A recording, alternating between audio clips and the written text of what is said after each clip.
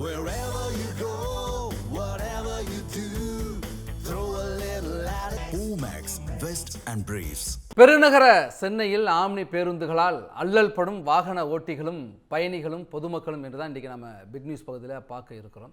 பெருநகர சென்னைக்குள்ளான போக்குவரத்து நெரிசலை தவிர்ப்பதற்காக கோயம்பேடில் செயல்பட்ட பேருந்து நிலையம் இப்போது கிளாம்பாக்கத்துக்கு மாற்றப்பட்டது. ஆனால் பேருந்து நிலையம் மாற்றப்பட்டது கிளாம்பாக்கத்தில் 88 ஏக்கர் பரப்பளவில் சற்றேறக்குறைய 394 கோடி ரூபாய் மதிப்பில் கிளாம்பாக்கத்தில் ஒரு பேருந்து முனையம் தொடங்கப்பட்டாலும் கூட ஆம்னி பேருந்துகள் சென்று வருவதற்கு சிரமமாக இருக்குன்னு சொன்னாங்க. முடிச்சூரில் அவர்களுக்காக ஆம்னி பேருந்து நிலையம் ஒரு முனையம் ஒன்று தொடங்கப்பட்டது. சற்றேறக்குறைய 150 பேருந்துகளை நிறுத்தலாம் என்கிற திட்டமிடலோடு 42 கோடி ரூபாய் மதிப்பில் 5 ஏக்கர் பரப்பளவில் இந்த பேருந்து முனையமானது தொடங்கப்பட்டது. ஆனாலும் கூட அங்கே பேருந்துகள் செல்வது இல்லை. பேருந்துகளுக்கு மற்றும் ஓட்டுநர்களுக்கு நடத்துனர்களுக்கான வசதி இல்லை, நிறுத்துவதற்கான போதிய வசதி இல்லைன்னு ஒரு பக்கம் சொல்கிறாங்க. பேருந்து முனையம் திறந்தும் பயன்பாடு இல்லாமல் இருக்குது. இதனால் இவர்கள் நீதிமன்றத்தை நாடினாங்க. நீதிமன்ற உத்தரவின்படி இப்போ பெருநகரத்துக்குள்ளாக பேருந்துகள் அனுமதிக்கப்பட்டிருக்கு. இதனால் மீண்டும் பெருநகர என்ன நோக்கத்துக்காக கிளாம்பாக்கம் பேருந்து நிலையம் தொடங்கப்பட்டதோ ஏற்படுத்தப்பட்டதோ அந்த நோக்கம் நிறைவேறலை. மீண்டும் சென்னை போக்குவரத்து நெரிசலில் சிக்கி திணறி கொண்டிருக்கிறது. மக்கள் தவித்து கொண்டிருக்கிறார்கள். முடிச்சூர்லேருந்து நம்முடைய செய்தியாளர் ஸ்டிவி சந்தோஷ் இணைந்திருக்கிறார். முடிச்சூர் பேருந்து நிலையத்தினுடைய நிலையை குறித்து கேட்கலாம். எப்படி இருக்கு முடிச்சூர் பேருந்து நிலையம் சந்தோஷ்?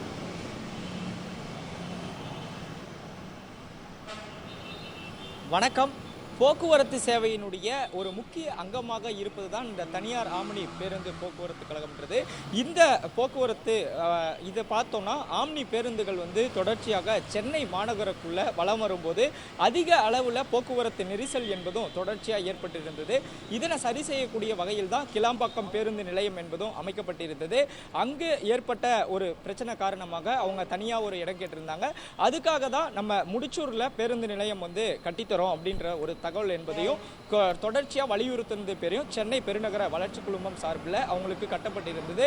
குறிப்பாக கடந்த 2024ஆம் ஆண்டு டிசம்பர் மாதம் 7ஆம் தேதி முன்னாள் முதல்வர் மு.க. ஸ்டாலின் அவர்கள் அந்த பேருந்து முனையத்தையும் திறந்து வைத்திருந்தார். ஆனால் தற்போது அந்த பேருந்து முனையம் சரியாக செயல்படவில்லை. முடிச்சூரில் இருக்கக்கூடிய அந்த ஆம்னி பேருந்து நிறுத்தம் என்பது தொடர்ச்சியாக பல்வேறு ஆம்னி பேருந்துகள் நிற்கக்கூடிய வகையிலும் சரியாக பயணிகளை ஏற்றி செல்லக்கூடிய வகையில் ஏற்படாத வகையில் அரசு கட்டி தந்திருப்பதாகவும் தொடர்ச்சி குற்றச்சாட்டுகள் என்பதும் நிகழ்ந்து வந்திருக்கு. குறிப்பாக அங்கு ஓட்டுநர்கள் மற்றும் அவர்களுக்கு உதவி செய்யக்கூடிய கிளீனர்களுக்கான அறை என்பதும் கட்டப்பட்டிருக்கு, உணவகங்கள் இருக்கு. பட் இருந்தாலும் அது எல்லாத்தையுமே சரியா நிர்வாகத்திறன் பண்ணவில்லை அப்படின்னு சொல்லிட்டு ஆம்னி உரிமையாளர்கள் சங்கம் ஒரு புறம் சொல்லிட்டு இருக்காங்க. ஆனால் சரியாக அரசாங்கம் இதை பண்ணியிருக்காங்க அப்படின்னும் அந்த சைடு இருந்து ஒரு புறம் தரப்பில் இருந்து தெரிவிச்சிருக்காங்க. தொடர்ச்சியாக இரண்டு தரப்பும் சொல்லிட்டு இருக்கிறப்ப இந்த பயணிகள் தான் இது இடையில ரொம்ப ஒரு போக்குவரத்து நெரிசல்ல சிக்கி தவிக்கிறாங்க. குறிப்பாக கோயம்பேட்டில் இருந்து புறப்படக்கூடிய ஆம்னி பேருந்துகள் தொடர்ச்சியாக வரக்கூடிய வழிகள், அதாவது கிண்டி, வடபழனி, அசோக் நகர் மற்றும் ஜிஎஸ்டி சாலை உள்ளிட்ட தாம்பரம், பல்லாவரம் டச் ஆகி கிளாம்பாக்கத்தை தொடு வரையிலுமே தொடர்ச்சியாக போக்குவரத்து நெரிசல் என்பதும் ஏற்பட்டிருக்கு. குறிப்பாக பார்த்தோன்னா இந்த பீக் ஹவர்ஸ் என்று சொல்லக்கூடிய இந்த நெரிசல் மிகு நேரங்களில் வேலைக்கு போய்கிட்டு வரவங்க, அதே போல் பயணிக்கக்கூடியவர்கள் என அனைவரும் இந்த போக்குவரத்து நெரிசல்னால ரொம்ப பாதிக்கப்பட்டிருக்காங்க. ஆம்னி பேருந்துகள் மீது இன்னொரு குற்றச்சாட்டு என்பதும் தொடர்ச்சியாக வாகன ஓட்டிகள் மற்றும் பாதசாரிகளும் வச்சிருந்தாங்க. போகக்கூடியவர்கள் இந்த போக்குவரத்து நெரிசல் மட்டுமல்லாமல் 2-3 ஆம்னி பேருந்துகள் என்பது போட்டி போட்டுக்கொண்டு ஓட்டுவதாகவும் அந்த ஓட்டுநர்களை அந்த நிர்வாகம் கண்டிக்க வேண்டும் அப்படின்னு சொல்லியிருந்தாங்க. இதை போக்குவரத்து கழகத்துக்கு தெரியப்படுத்தி அதனை சரி செய்ய வகைக்குள்ளேயும் இந்த நடவடிக்கைகள் என்பதும் இருந்தது. குறிப்பாக இவ்வளோ பிரச்சனை இருக்கக்கூடிய கட்டண சலுகை உள்ளிட்டவையும் கட்டண உயர்வு உள்ளிட்டவைகளும் விழா காலங்களில் ஏற்படக்கூடிய பிரச்சனை என ஆம்னி பேருந்து, தனியார் ஆம்னி பேருந்துகள் என்பது இந்த போக்குவரத்தில் ஒரு சேவையில் ஒரு சிக்கல் இருக்கக்கூடிய ஒரு பகுதியாகவே பார்க்கப்பட்டு வருது. இந்த நிலையில தான் முடிச்சூரில் இவங்களுக்காக அந்த ஒரு பேருந்து நிலையம் கட்டப்பட்டாலும் கூட அந்த பேருந்து நிறுத்தம் என்பதும் சரியாக செயல்படவில்லைன்னு சொல்றாங்க. குறிப்பாக தமிழகத்திலிருந்து சென்னையிலிருந்து அண்டை மாநிலங்களுக்கு மட்டுமே நாள் ஒன்றுக்கு மட்டுமே ஒரு 600 பேருந்துகள் என்பது சென்னையிலிருந்து இயக்கப்படுவதாக தகவல் தெரிவிச்சிருக்காங்க. இந்த 600 பேருந்துகளும் அந்த நேரம் என்பது வித்தியாசமான முறையில் இயக்கப்பட்டாலும் கூட இந்த போக்குவரத்து நெரிசல்னால சிக்கப்படுவதால வாகன ஓட்டிகள் பெரும் சிரமம் சிரமத்திற்கு உள்ளாகி வராங்க.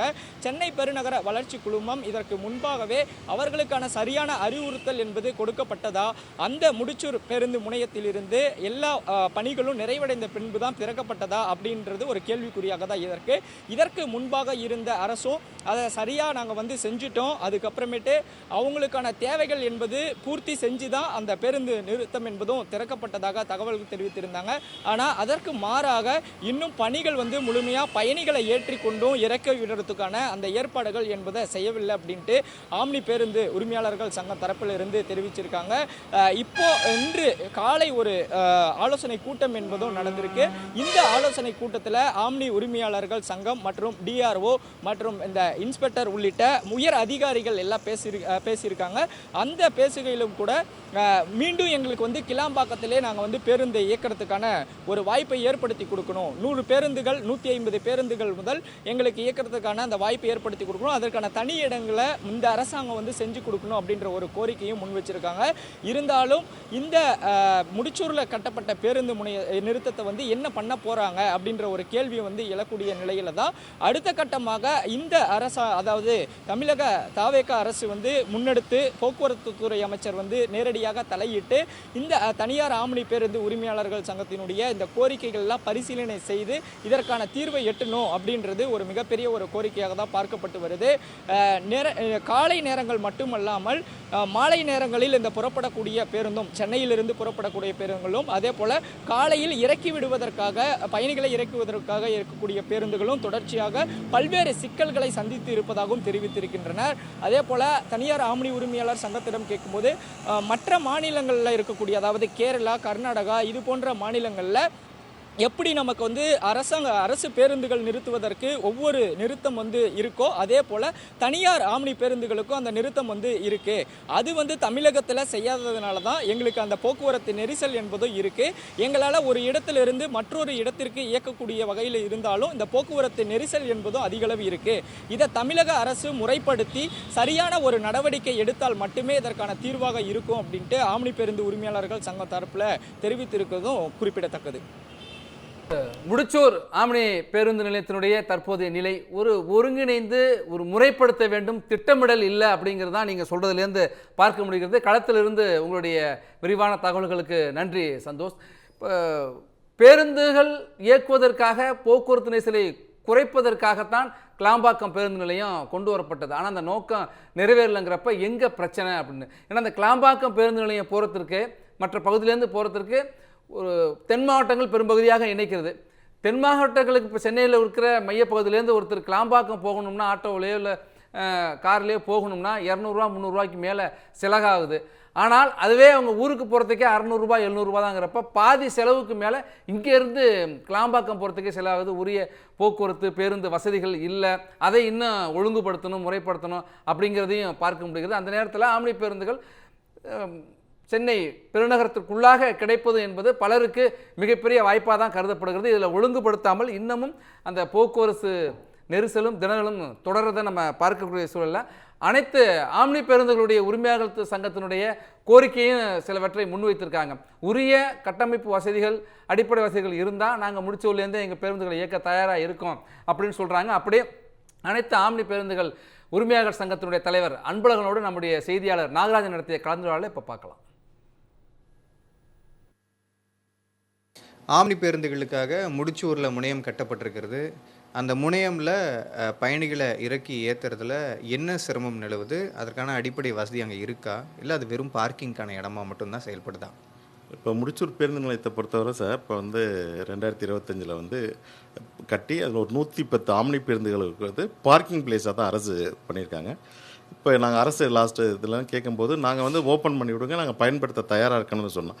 அது பார்க்கிங் பிளேஸ் மட்டும் தான் ஓப்பன் பண்ணியிருக்காங்க. இன்னும் டிரைவர்கள் தங்குவதற்கான வசதி, ஹோட்டல் போன்ற வசதிகள்லாம் எங்களுக்கு தேவை, அதெல்லாம் உடனடியாக பண்ணி கொடுங்க, நாங்கள் பயன்படுத்துகிறோம்னு சொல்கிறோம். தற்பொழுது இப்போ 40க்கு மேற்பட்ட வாகனங்களை அங்கே நிறுத்தி தான் பயன்படுத்திகிட்டு இருக்கோம்.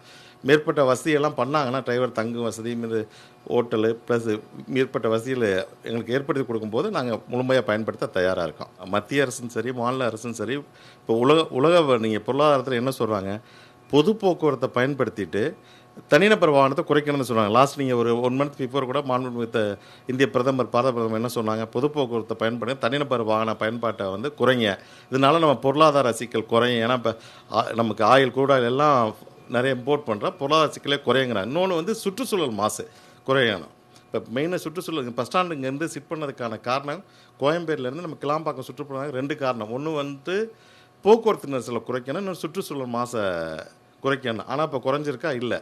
நம்ம கிட்டத்தட்ட சாதாரண நாட்களில் நம்ம போரூர் டோல்கேட்டில் வந்து இதுக்கு பஸ் ஸ்டாண்டு ஓப்பன் பண்ணுறதுக்கு முன்னாடி உள்ள சர்வேவும் அதுக்கப்புறம் உள்ள சர்வேவும் பார்த்தா அதிகரிச்சிருக்கு. இப்போ கிட்டத்தட்ட ஒரு பேருந்தில் போக வேண்டிய பயணிகள் 40 காரில் போகிறாங்க. ஒரு சாதாரண ஒரு ஆம்னி பேருந்தில் 40லேருந்து 50 பேர் ஏற்றிட்டு போகிறான். அதில் ஒரு பேருந்தில் போக வேண்டிய பயணிகள் வந்து கிட்டத்தட்ட 40 காரில் வந்து கிளாம்பாக்கத்தில் ஏறுறாங்க. இதனால் வந்து அரசுக்கும் நிறைய செலவு இருக்குது, பயணிகளுக்கு நிறைய கஷ்டம் இருக்குது. கிட்டத்தட்ட சென்னையில் மட்டும் 118 போர்டிங் பாயிண்ட்லேருந்து பயணிகள் பயணிக்கிறாங்க. கிட்டத்தட்ட நம்ம இப்போ கிளாம்பாக்கம் பஸ் ஸ்டாண்டை மட்டும் நம்ம எடுக்க முடியாது. கிளாம்பாக்கம் பஸ் ஸ்டாண்டு வந்து நாங்கள் தேவையில்லைன்னு சொல்ல, அந்த ஏரியா பயணிகளுக்கான பஸ் ஸ்டாண்டு. கிட்டத்தட்ட நம்ம சென்னையில் வந்து மத்திய சென்னைன்னு சொல்லி வட சென்னையிலேருந்து கிட்டத்தட்ட பயணிக்கிற பயணிகள் வந்து நம்ம கிளாம்பாக்கம் போட்டால் அவங்க எப்படி ஏறுவாங்க? அதான் எல்லாருக்குடைய பிரச்சனையாக இருக்குது. அதனால தான் மாண்புமிகு தமிழக முதல்வர்களுக்கு நாங்கள் சந்தித்து முதல் கோரிக்கை அதை வச்சோம். கிட்டத்தட்ட உலகத்தரம் வாய்ந்த கிட்டத்தட்ட உலகத்திலே பெரிய பேருந்து கோயம்பேடத்தை வந்து பயணிகள் நலனுக்காக ஓப்பன் பண்ணுங்கள். இப்போ ஆம்னி பேருந்துகளை மட்டும் கோயம்பேடுலேருந்து இயக்குறோம், அரசு பேருந்துகளை இயக்கட்டும், பயணிகளை வந்து பயனடைவாங்கன்னு சொல்லி கோரிக்கையை வச்சுருக்கேன். அவங்களும் அதை பரிசீலனை பண்ணிக்கிட்டு இருக்காங்க. இந்த வேளையில் வந்து இந்த வழக்கு வந்து ஆல்ரெடி நாங்கள் போட்ட வழக்கு தீர்ப்பு வந்திருக்கு. அதில் வழக்குலையும் ரொம்ப நீதியரசர் ரொம்ப தெளிவாக சொல்லியிருக்காங்க, பொது போக்குவரத்துக்கு வந்து தடை பண்ணுறது மாதிரி சட்ட விதிகள் எதுவும் இல்லை. அதனால் சென்னை நகருக்குள்ளே வந்து பொது போக்குவரத்து வாகன ஆம்னி பேருந்துகள் செல்வதற்கு எந்த தடை இல்லை. நாங்கள் ஃபஸ்ட்லேருந்து இன்னொரு விஷயம் சொல்கிறோம், கிட்டத்தட்ட ஒரு நாளைக்கு வந்து கல்லூரி இந்த மாதிரி கம்பெனிக்கு போகிற வாகனங்கள் மட்டும் 10,000 வாகனங்கள் இயக்குறோம். ஆனால் ஆம்னி பேருந்தில் வந்து ஒரு 1000க்கு மேற்பட்ட வாகனம் இயக்கலாம். அந்த 10,000 வாகனங்கள் 1000 வாகனங்கள் வந்து பெரிய இது போக்குவரத்து இடையூறோ சுற்றுச்சூழல் மாசோ ஏற்படுத்தாது. இது பயணிகள் பயன்பெறும் வண்ணம் தான் இருக்குது. அதனால் அதை வந்து அரசு வந்து பொது போக்குவரத்து கொள்கையை வந்து நிலைநாட்டு வண்ணமாக வந்து பொது போக்குவரத்து ஆம்னி பேருந்துகளை எல்லா நகரங்களுக்குள்ளையும் அனுமதிக்கணும். அதுதான் எங்களுடைய முக்கியமான கோரிக்கை. இப்போ நம்ம சென்னை நகரத்துக்குள்ளே வந்து ஒரு 3000க்கு மேற்பட்ட அரசு வந்து பேருந்துகள் வந்து இயக்கிக்கிட்டு இருக்காங்க.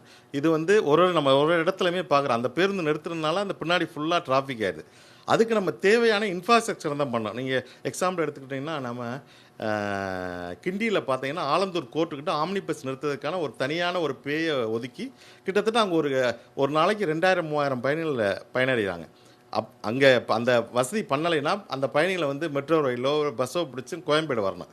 அந்த வசதி பண்ணும்போது ஆட்டோமேட்டிக்காக அந்த பயணிகள் வந்து வேறு வாகனங்களுக்கு இடையூறு இல்லாமல் அந்த இன்ஃப்ராஸ்ட்ரக்சர் நம்ம பண்ண வேண்டியது அது அரசுடைய முக்கியமான கோரிக்கை. நாங்கள் இப்போ ஆல்ரெடி காவல்துறை உயர் அதிகாரிடம் பேசி அந்தந்த ஏரியாவில் அது மாதிரி பஸ் நிறுத்தங்கள் உருவாக்கணும்னு தான் கேட்டுட்ருக்கோம். அதுவும் கார்பரேஷனையும் பேசி கார்பரேஷனுக்கு ரெக்வஸ்ட் கொடுத்துருக்கோம். வேறு வாகனங்கள் இடையூறு இல்லாமல் அந்தந்த இடத்துல நம்ம வந்து பொது போக்குவரத்து நிறுத்தி பயணிகளை ஏற்றுவதற்கு தேவையான இன்ஃப்ராஸ்ட்ரக்சர் பண்ணிட்டோம்னா இந்த இடையூறுலாம் குறையும். கிட்டத்தட்ட நம்ம சென்னையிலேருந்து 28% பயணிகள் வந்து OMR ப்ளஸ் தாம்பரம், முடிச்சூர் அந்த ஏரியா பகுதி மக்கள்லாம் அங்கே அந்த பேருந்து நிலையத்தில் ஏறுறாங்க. அதனால் கிளாம்பாக்கம் பேருந்து நிலையம் வேண்டாம் நாங்கள் என்றைக்கும் சொன்னதில்லை. சென்னையிலேருந்து புறப்புற பேருந்துகள் முக்கால்வாசி பேருந்துகள் அந்த பேருந்து நிலையத்தை போய் பயணிகளை ஏற்றிக்கிட்டு தான் போகிறோம். அந்த பகுதி மக்களுக்கான பேருந்து நிலையம் அதை நாங்கள் பயன்படுத்துகிறோம். அது நம்மளுக்கு தேவை தான். இன்றைக்கி காலகட்டத்துக்கு அந்த பேருந்து நிலையம் நமக்கு தேவை தான். தேவையில்லைன்னு நாங்கள் என்றைக்குமே சொன்னதில்லை. கண்டிப்பாக தேவை, மக்களுக்கும் பயனுள்ளதாக இருக்கும், பேருந்து நிலையங்களுக்கும் பயனுள்ளதாக இருக்கும். தமிழ் ஜனம் செய்திகளுக்காக ஒளிப்பதிவாளர் மதன்ராஜுடன் சென்னையிலிருந்து நாகராஜன். புதிய பேருந்து நிலையங்கள் முனையங்கள் தேவைதான், ஆனால் மக்கள் தேவையின் அடிப்படையில் அது இருக்க வேண்டும்.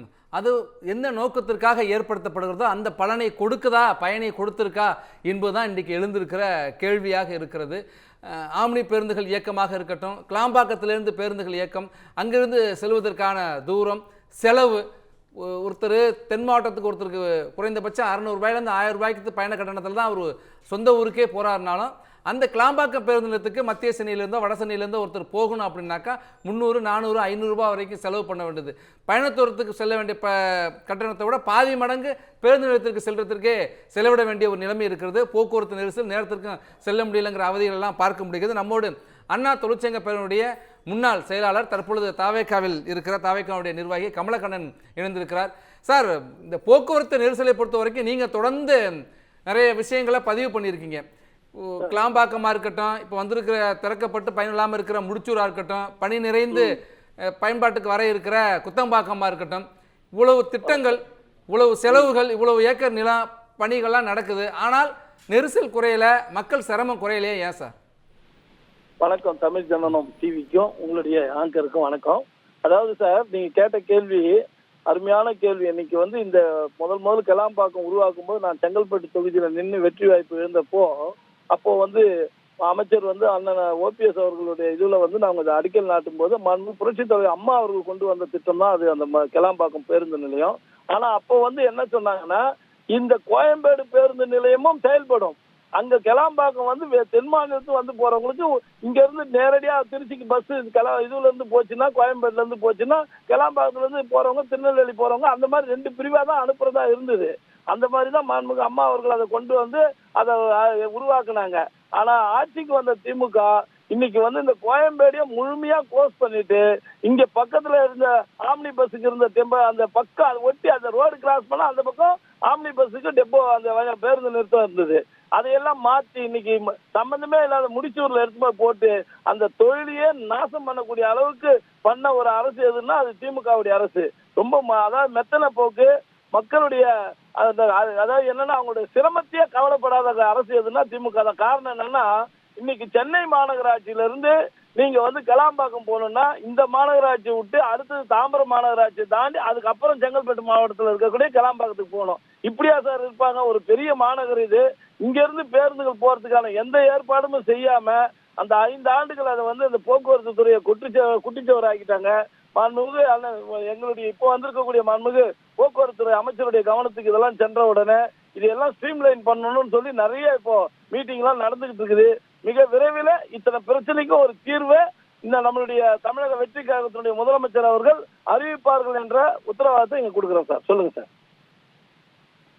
பிரச்சனைகளுக்கு ஒரு ஒழுங்குபடுத்துவதற்கு, முறைப்படுத்துவதற்கான பரிந்துரைகளை, ஆலோசனையும் சொல்லியிருக்கதா சொல்றீங்க. போக்குவரத்து அமைச்சரும் கவனம் செலுத்துறதா சொல்லியிருக்கீங்க. வரவேற்கக்கூடிய விஷயம் தான். ஆனா நடைமுறை பிரச்சனை ஒன்று இருக்குதுல்ல சார், இப்ப என்ன செஞ்சா சரியா இருக்கும் உங்களுடைய அனுபவத்தின் அடிப்படையில்? சார், இது வந்து நாங்க முதல்ல சொன்ன மாதிரி சென்னையில இருந்து இந்த பேருந்துகள் வந்து இயக்கப்படணும் சார். சென்னை கோயம்பேட்டுல இருந்து பேருந்துகள் மீண்டும் வந்து அந்த ஆம்னி பேருந்துகளும் இயக்கணும். இங்க நம்மளுடைய வெளியூருக்கு போறதும் பண்ண. ஏன்னா நீங்க சொன்ன மாதிரி முதல்ல சொன்ன மாதிரி வட சென்னையில இருந்து ஒருத்தர் வந்து நார்த் மெட்ராஸ்ல இருந்து கிளாம்பாக்கம் போக 3 to 4 மணி நேரம் ஆயிடும் சார்.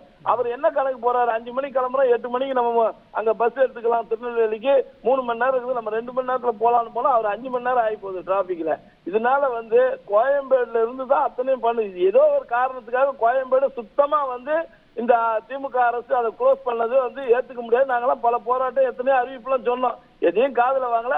ஆனா நிச்சயமா வந்து எங்களுடைய தொழில், அதாவது ஒட்டுமொத்த மக்களுடைய நன்மையை கருதி இந்த மாநகர்ல இருந்து பேருந்துகள் இயக்கப்பட வேண்டும். அதுல மாற்று கருத்தே இல்லை சார்.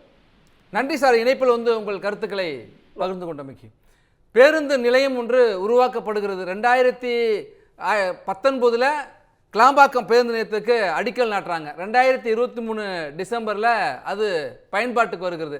2024 இறுதியில் முடிச்சூர் பேருந்து முனையம் பயன்பாட்டுக்கு வருது. இப்போ 2026 வந்திருக்கு. அடுத்து குத்தம்பாக்கத்தில் பேருந்து முனையம் ஒன்று பயன்பாட்டுக்கு வர இருக்கிறது. அது சென்னை பெங்களூர் நெடுஞ்சாலையில் அமைக்கப்பட்டிருக்கிறது. ஒசூர், கிருஷ்ணகிரி உள்ளிட்ட பகுதிகளுக்கெல்லாம், வேலூர், திருப்பதி, பெங்களூர் பகுதிகளுக்கு இணைக்கிறதுக்காக பேருந்து நிலையம்னு சொல்கிறாங்க. ஆனால் பேருந்து நிலையங்கள் அடுத்தடுத்து வருது.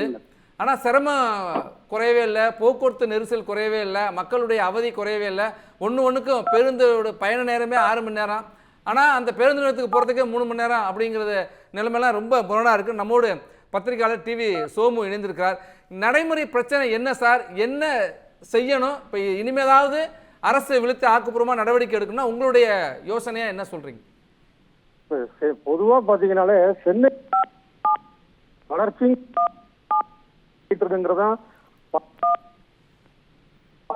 துறையும் இங்கேயே வந்து குவிக்கிறது இருக்கு இல்லையா? செல் போக்குவரத்து நெரிசல், இட நெருக்கடி, இதுதான் அடிப்படை காரணம். இதுல நம்ம அதை நிவர்த்தி பண்ணாம இந்த உள்ளட இருக்கக்கூடிய நெருக்கடியை சரி பண்ணுவோம் அப்படின்னு சொல்ல முடியாது. இப்போ உதாரணமா இப்போ பேசுறப்ப கூட இந்த ஆம்னி பஸ் சங்க தலைவர் கூட சொன்னாரு, கிண்டிகிட்ட வந்து ஒரு இடம் அப்படின்ட்டு. இப்போ அந்த மாதிரி எந்த இடத்துல வந்து நீங்க எந்த பில்டிங் எடுத்து எத்தனை ஏக்கர் வந்து இடம் ஒதுக்குவீங்க? அப்ப இப்ப இருக்கக்கூடிய இடத்த நம்ம பயன்படுத்தணும் முழுமையா. இப்ப முடிச்சூர்ல வந்து அங்க அது தேவையான கட்டிடம் இல்லை, பில்டிங் இல்லை, உணவகம் இல்லை அப்படின்னா அதெல்லாம் ஆச்சரியமா இருக்கு. ஏன்னா இந்த உளுந்தூர்பேட்டை பக்கத்துல பாத்தீங்கன்னா இவங்க வந்து ஒரு வண்டிப்பாளையம்ங்கிற ஏரியால இந்த ஆம்னி பஸ் உரிமையாளர்களே அற்புதமான ஒரு இது வச்சிருக்கிறாங்க. அந்த ஒரு உணவகம் ரொம்ப சிறப்பா இருக்கும். அப்ப அப்படிப்பட்டவங்க அவங்களுடைய ஒரு தலைமையகமா அங்க சென்னையில இருக்கிறது வந்து அவங்களே பொறுப்பேற்று அதை செய்யலாம். செய்ய முடியாதுன்னு இல்லை. இப்ப ஆம்னி பஸ்ல உள்ள அந்த உரிமையாளர்களுக்கு என்னன்னா சிட்டிக்குள்ள சுத்தி வரணும். அதுதான் இப்ப அது வந்து இவங்களுடைய ஒரு தொழிலுக்கு ஒரு வசதியானதா இருக்குங்கிறது தான் அடிப்படை விஷயமா இருக்கு. ஆனா நான் ரெகுலரா வந்து கத்திப்பரா தாண்டி போயிட்டு வந்துட்டு இருக்கிற ஆள் நான். அப்படி நான் நல்லா பாக்குறேன். முன்னாடி இந்த கோயம்பேடுல வந்து பேருந்து நிலையம் இயங்கிட்டு இருந்ததை விட இப்ப கொஞ்சம் பரவாயில்ல. ஆனா முந்திக்கு வந்து மற்ற போக்குவரத்து அதிகமா தான் ஆயிட்டு இருக்கு. அது சென்னையுடைய ஒரு சூழல் அதுதான். அப்படிங்கிறப்ப நீங்க மறுபடியும் வந்து கோயம்பேடு பயன்படுத்துறது இல்ல வந்து சிட்டி முழுக்க ஆம்னி பஸ் வந்து போறது அப்படிங்கிற ஒரு விஷயம் இருக்குல்ல, அது நெரிசலை தான் உண்டாக்கும். நம்ம வந்து ஒரு வாதத்துக்காக சொல்லலாம் 10,000 பள்ளி பேருந்து கல்லூரி பேருந்து போகுது, இது 1000 தானே போகுது, இதுல வந்து என்ன பெரிய புகை வந்துருது. ஆனா அப்படி கணக்கு பார்த்தோம்னா ஒரு இது பாருங்க, பள்ளி கல்லூரி வாகனங்கள் இயங்குறது வந்து எவ்வளவு நேரம் எவ்வளவு தூரம், ஆம்னி பஸ் இயங்குறது எவ்வளவு நேரம் எவ்வளவு தூரம். ஸோ அந்த மாதிரி பேசுறோம் விவாதம் பண்ணிட்டு போயிட்டே இருக்கலாம். பிராக்டிக்கலா பாத்தீங்கன்னா ஆம்னி இப்ப சாதாரணமான ஊர், இப்ப தஞ்சாவூர்னு கம்பேர் பண்ணோம்னா இப்ப சென்னையை விட சின்ன ஊர் தான். இப்ப அங்கேயே வந்து புதிய பேருந்து நிலையங்கிறது ஊர்ல இருந்து கொஞ்சம் தள்ளி தான் வச்சிருக்கிறாங்க. அது வசதியா தான் இருக்கும், கொஞ்சம் தூரம் தான். இப்ப சென்ட்ரல் போய் தான் நம்ம ரயில் ஏறணும். நம்ம ஒவ்வொரு ஏரியாவுக்குமே அதே ட்ரெயினை வந்து விரிவாக்கம் பண்ண முடியாதுல்ல. இப்ப நான் மடிப்பாக்கத்துல இருக்கேன்னா மடிப்பா என் பக்கத்து வீடு வரைக்கும் எனக்கு வந்து சென்ட்ரல்ல இருந்து ஒரு லைன் போட்டு கொடுங்க அப்படின்னு கேட்க முடியாது. இப்ப இங்க இருந்தா நான் போய் ஆகணும். அப்ப அதை நம்ம வந்து சென்னையில வாழக்கூடிய அளவுக்கு நம்ம இருக்கிறப்ப அதை ஏத்துக்கிட்டு தான் ஆகணும். அதை விட்டு என் வீடு வரைக்கும் எனக்கு வந்து தஞ்சாவூர் போற பஸ் வரணும், இல்ல டெல்லிக்கு போற ட்ரெயின் வரணும், நான் இங்கேயே கையாட்டி ஏறிக்கு எதிர்பார்க்கறது தப்பு. சோமு, விரிவாக்கம் தேவைதான். 2023 இறுதியில் வர்ற அந்த கிளாம்பாக்கம் பேருந்து சற்றேறக்குறைய 394 கோடி ரூபாய் மதிப்பீட்டில் அது அமைக்கப்படுது. அதுக்கப்புறம் பார்த்தீங்கன்னா முடிச்சூரில் 42 கோடி, அதுக்கப்புறம் பார்த்தீங்கன்னா குத்தம்பாக்கத்தில் பார்த்தீங்கன்னா 400 கோடி ரூபாய் கிட்டத்தட்ட மதிப்பீட்டில் பேருந்து நிலையம். இப்படி இவ்வளவு மதிப்பீட்டில் பேருந்து நிலையம், இடங்களும் வந்து அதுக்கேற்ப அதெல்லாம் திட்டமிடல் இருந்தாலும் கூட சரியான திட்டமிடல் இல்லை. அதில் இப்போ கோயம்பேடு ஏன் வந்து ஆம்னி பேருந்தில் இயக்கியிருந்துருக்கலாம், அதை ஏன் தவிர்த்தாங்க? அப்போ அவ்வளோ பெரிய பகுதி இப்போ எந்த மாதிரி இருக்குது, பயன்பாடு இல்லாமல் இருக்குல்ல, அதை ஒரு ஆக்கப்பூர்வமாக பயன்படுத்திருக்கலாம். ஒரு தொலைநோக்கு திட்டமாக வாகனங்களோட எண்ணிக்கை பெருகி இருக்கிறது, அதற்கேற்ப நெரிசல் பெருகும் தான். அப்போ திட்டமிடலையும் மிகச்சரியா இருக்கணும். அந்த இடத்துல ஏதோ தவறு நடந்திருக்கு. அந்த திட்டமிடல்ல என்ன செஞ்சிருக்கணும் அப்படின்னா, இப்போ மதுரையிலேயே வந்து 4 பஸ் ஸ்டாண்ட் இருக்குது ஒவ்வொரு பகுதிக்கும் போறதுக்கு. அந்த மாதிரி சென்னையில வந்து அதை விட பெரிய ஊர், பல மடங்கு அதிக மக்கள் வாழ்ற இடத்துல இருக்கிறது தப்பு இல்லை. இந்த கோயம்பேடுல இருந்து தான் நாங்க கிளம்பணும் அப்படிங்கிறது இல்லை. கோயம்பேடு டவுன் பஸ் ஸ்டாண்டா இருக்கட்டும், கோயம்பேடுல வந்து பகுதியை மீதி இருக்கிற இடத்த வந்து பூங்காவா ஆக்கலாமே, அது தப்பு இல்லையா? அது சுற்றுச்சூழலுக்கும் நல்லது. சென்னையில எங்க பார்த்தாலும் கட்டிடமா தான் இருக்கு, எல்லாத்தையும் கட்டிடமாக்கிட்டா போயிருந்தா என்ன செய்யறது? அந்த மாதிரி பயன்படுத்தலாமே தவிர சிட்டிக்குள்ள ஆம்னி பஸ் வரணும் அப்படிங்கிறது அவங்களுடைய ஒரு வியாபார நோக்கம், அவ்வளவுதான். அங்கங்க இருக்கிறவங்களை வந்து கவர் பண்றதுக்காக விஷயம். இதனால இரவு நேரத்துல பெரிய அளவுல வந்து இது வரும், போக்குவரத்து நெருக்கடி. இதை தவிர இன்னொரு இது என்னன்னா, இதுக்காகலாம் நீதிமன்றம் போறாங்க ரைட்டு. ஆனா 2016 வந்து சூமோட்டோ வழக்கா உயர்நீதிமன்றம் வந்து ஒரு வழக்கு இருந்துச்சு. எப்படின்னா, இந்த ஆம்னி பஸ்ஸுங்கிறது வந்து சட்டத்துக்கு புறம்பானது, அதை சரி பண்ணணும், அதுல வந்து கட்டண வேற ஏகத்துக்கு வாங்குறாங்க, அதுக்குன்னு சொல்லி ஓய்வு பெற்ற நீதிபதியை தலைமையா கொண்டு ஒரு குழுவை அமைச்சிச்சு. அதுக்கு போய் உச்ச நீதிமன்றம் போய் தடை வாங்கிட்டு வந்துட்டாங்க. இன்னும் அந்த கேஸ் நின்றுகிட்டு இருக்கு. அப்ப நம்ம அந்த இந்த ஒரு கட்டணம் மக்கள் மேல அக்கறை இருந்தாலும் முதல்ல அந்த கட்டண விஷயத்துக்கு வரணும். வார இறுதி நாள்ல வெள்ளிக்கிழமை பாத்தீங்கன்னா வெள்ளி சனி ஞாயிறு 2 பங்கு 3 பங்கு ஆயிடுது கட்டணம். தீபாவளி பொங்கல்னா ஆயிடுது, வெக்கேஷன் லீவ்னா ஆயிடுது. முதல்ல அதை சரி பண்ணணும். அடுத்தது வந்து இந்த பர்மிட் வாங்குறது பாத்தீங்கன்னா நார்த் இந்தியால வாங்கிட்டு இங்க பண்ணிட்டு இருந்தாங்க அப்படின்னு சொல்லி அது ஒரு பிரச்சனையாகி ஒரே நம்பர்ல 2 பஸ் ஓடுறது, இதெல்லாம் ஏற்கனவே கண்டுபிடிச்சு அதை வந்து நடவடிக்கைலாம் எடுத்தாங்க. அது இன்னைக்கு நடக்கிற ஒரு விஷயம் வந்து என்னன்னா, நீங்க ஆன்லைன்ல போட்டீங்கன்னா நம்ம எந்த பஸ் புக் பண்ணாலும் கிட்டத்தட்ட 3 சீட்டு தான் இருக்கு, 2 சீட்டு தான் இருக்குதுன்னு காட்டுது. அடுத்தது ஒருத்தர் போட்டாலும் இந்த 3 சீட்டு 2 சீட்டு இருக்கு. கடைசியில அந்த பஸ் வந்து கேன்சல் ஆயிடுச்சுங்க, நீங்க இந்த பஸ்ல போங்க அப்படிங்கிறாங்க. அது என்ன சொல்றாங்க அப்படின்னா, ஆன்லைன்ல பாக்குறப்ப பஸ் ரொம்ப ஃபுல்லா இருக்கிற மாதிரியே காட்டிட்டு அப்புறம் போதுமான ஆள் இல்லைன்னா வேற பஸ்ல மாத்துறது, இல்ல பஸ் கேன்சல்ங்கிறது. இந்த மாதிரி புகார் தொடர்ந்து வருது. இதுக்காக வந்து வழக்கு போட்டு நுகர்வோர் நீதிமன்றத்துல நட்டையீடு வாங்கினவங்களும் இருக்காங்க. ஸோ அதனால மக்கள் மீது அக்கறைன்னா முதல்ல இதை சரி பண்ணட்டும், உரிய தொகை வாங்கட்டும், இந்த மாதிரி வந்து ஆன்லைன்ல வந்து அதிக சீட்டு புக் ஆயிடுச்சுங்கிற மாதிரி காட்டாம இருக்கட்டும். முதல்ல மக்களுக்காகன்னு சொல்லக்கூடியவங்க மக்களுக்காக செயல்படட்டும். அதை செஞ்சாங்கனாலே அடிப்படை போதும். அதை விட்டுட்டு இப்ப இந்த வரி ஏமாற்றுறது அப்படிங்கிறது தான் பெரிய குற்றச்சாட்டா இருந்துச்சு. ஒரே பதிவெண்ணை வச்சுக்கிட்டு பஸ் ஒரு 2-3 ஓட்டுறது. நார்த் இந்தியால போய் வந்து ஆல் இந்தியா பர்மிட்னு சொல்லி இந்த மணிப்பூர் நாகாலாந்துல வந்து சில இது பார்த்துருப்போம் முன்னாடி. நம்ம என்னன்னா நாகாலாந்து பர்மிட்னா என்னன்னு போட்டிருக்கோம், அருணாச்சல பிரதேசம்னா ஏஆர்னு போட்டிருக்கோம் அந்த மாதிரி. அப்புறம் இந்த பாண்டிச்சேரி பர்மிட் இந்த மாதிரி வந்து ஒரு வரி வந்து கட்டாம இருக்கிறது, இல்ல மக்களுக்கு தொந்தரவா வந்து விலை கட்டணத்தை வந்து 2 பங்கு 3 பங்கு அதிகரிக்கிறது, இந்த குறிப்பிட்ட ஊருக்குன்னு சொல்லிட்டு ஒரு பாதி அது ஒருத்தர் வந்து இதே நுகர்வோர் நீதிமன்றத்துல வழக்கு இது பண்ணி வாங்கினார். என்னன்னா அவர் கன்னியாகுமரியில இருந்து போயிருக்கிறாரு, ஆனா இப்ப கிருஷ்ணகிரி போகணும், ஒரு 50 கிலோமீட்டருக்கு முன்னாடி விட்டுட்டு இங்கதான் நிக்குன்னு சொல்லி இறக்கி விட்டு போயிட்டாங்க. அவர் வந்து மார்த்தாண்டத்துல இருந்து போயிருக்காரு 2015 ஜீத்துன்னு பேரு. கிருஷ்ணகிரி போக வேண்டியவர் ஒரு 50 கிலோமீட்டருக்கு முன்னாடி இறக்கி விட்டோம்னா அவரு நுகர்வோர் நீதிமன்றம் போய் அவர் அதை இது வாங்கினாரு. கண்டிப்பா இந்த மாதிரி பயணிகளுக்கான சர்வீஸ் இவங்க அக்கறையோட செஞ்சாலே போதும். அதுக்கப்புறம் மேலே இந்த இதை பார்த்துக்கலாம். உங்களுக்கு வந்து கிளாம்பாக்கம் வேணுமா கலாம்பாக்கம் வேணுமான்ட்டு அடிப்படை விஷயத்த சரி பண்ணணும். நிச்சயமா ஒரு முக்கியமான விஷயத்தை நீங்க தொட்டிருக்கீங்க சோமு. போக்குவரத்துக்கான ஒரு பேருந்து நிலையங்களுடைய விரிவாக்கம் முனையம் தேவை, அதை ஒழுங்குபடுத்தணுங்கிற அதே நேரத்தில் ஆம்னி பேருந்துடைய கட்டணத்தை முறைப்படுத்தணும்.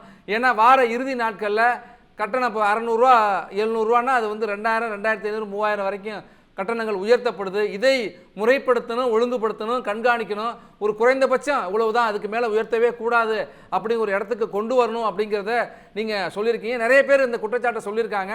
இப்போ ஆம்னி பேருந்து உரிமையாளர் சங்கத்தில் சொன்னாங்க, எங்களுக்கு உரிய அடிப்படை வசதிகள் இருந்தால் நாங்கள் எந்த பேருந்து முனையத்திலிருந்து எங்களுடைய பேருந்துகளை இயக்குறோம்னு சொன்னாங்க.